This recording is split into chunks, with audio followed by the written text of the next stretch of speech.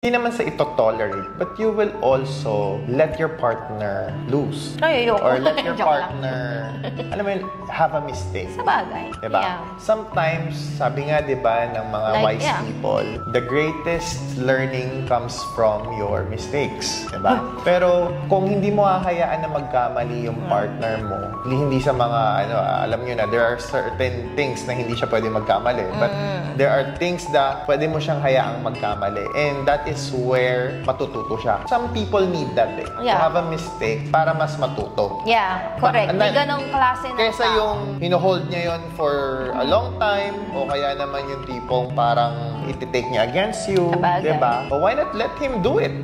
Or let her do it. Then if she fails, just still be there. With our experience, sobra. Marami na kaming talagang to the max na naranasang failure talaga. Pero ang laging nangingibabaw sa amin is kapitan namin ng isa't isa. So, pwede mo naman siyang hayaan magkamali, pero wag naman yung halos sumubsob na siya. Yes.